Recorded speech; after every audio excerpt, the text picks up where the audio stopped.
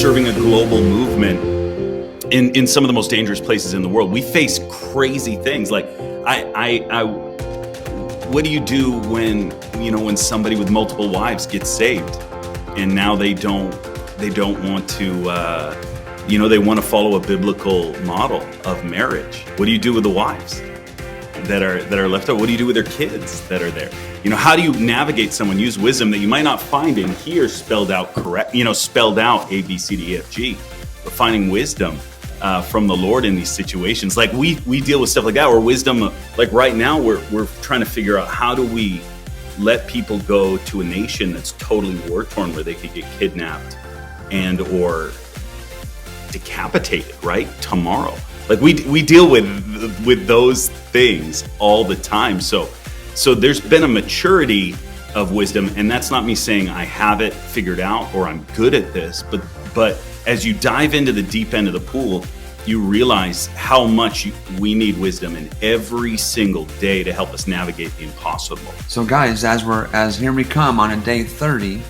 If you've been here, you've been faithful, you've been seeking and prioritizing the wisdom of God all month long, right? It's probably no coincidence that as we get to the very end of this book, the very end of this, it's like, oh no, here's some sayings from Agur, which actually means gather a harvest. And when you seek wisdom, when you sow wisdom, you can expect a good harvest. In each proverb, you find that those who seek it, right, not just read it or quote it, but those who seek a lifestyle. And I think in 30 with Agur here, it continues to model that lifestyle of how you live and how you walk your daily life out. That there are times in Proverbs where it does seem to offer contradictory advice.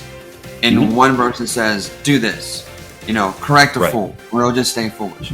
In the next verse says, don't ever correct a fool. And you're like, well, wait a minute. I thought, so guys, understand that when Will's saying these aren't all laws, it's because wisdom is often highly situational. It's highly contextually driven. In one context, this is wisdom. In a different context, the very opposite thing might be wisdom. Pride will take you out of God's comfort zone for your life. He'll take you out of the will of the Lord for your life.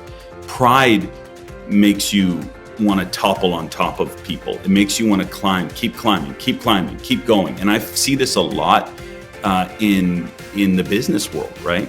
They're like bigger, better, more, and out of their mouth comes like, oh, well, I just want to help people, or I just want to grow. But the reality is they're leaving their wife and kids behind. They're leaving their family behind just to build something so they can be known. The prosperity gospel, as it's known, as it's referred to, has a ditch in that it would have you think that your entire level of favor with God and your spirituality was completely wrapped up in wealth.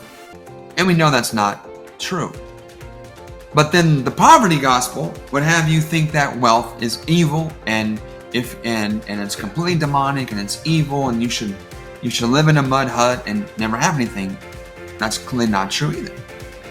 Here is a plumb line of prayer. Say, Lord,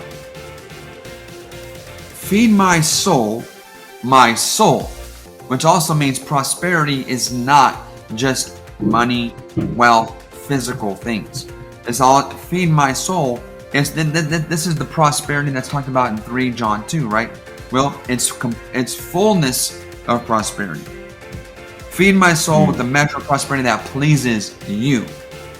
May my satisfaction be found in you. Yeah. And I'm telling you, Will, as the more I get to meet people who have been able to achieve great material wealth, there are plenty of them that still are in this place. They still have their satisfaction in the Lord. It's still in God. Even though that they steward great wealth, it's like, yeah, that's awesome. That's fine. God's been good to us. We're blessed. And yet they still are humble before the Lord, asking for direction, asking for wisdom.